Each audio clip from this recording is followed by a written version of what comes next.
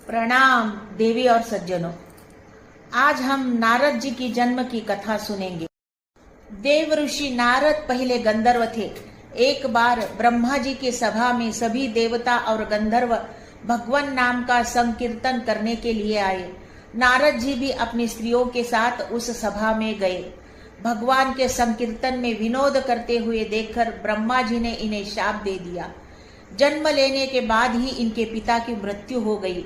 इनकी माता दासी का कार्य करने, इनका भरण पोषण करने लगी। एक दिन गांव में कुछ महात्मा आए और चातुर्य मास बिताने के लिए वही ठहर गए। नारद जी बचपन से ही अत्यंत सुशील थे।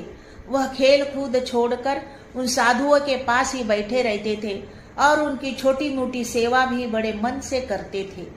संत सभा में जब भगवत कथा होती थी तो यह तन्मय होकर सुना करते थे।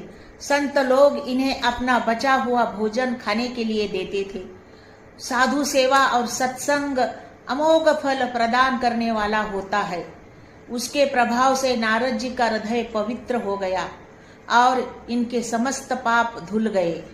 जाते समय महात्माओं ने प्रसन्न होकर इन्हें भगवान नाम का जाप या भगवान के स्वरूप को ध्यान का उपदेश दे दिया।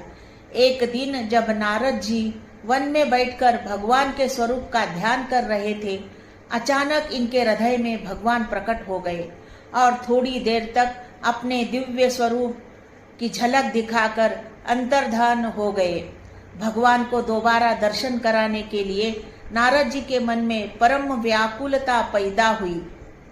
वह बार बार अपने मन को समेटकर भगवान का ध्यान करने का प्रयास करने लगे, किंतु सफल नहीं हुए। उसी समय आकाशवाणी हुई, अब इस जन्म में फिर तुम्हें मेरा दर्शन नहीं होगा। अगले जन्म में तुम मेरे पार्षद के रूप में मुझे पुनः प्राप्त करोगे। समय आने पर नारद जी का पंचभौतिक शरीर छूट गया और कल्प के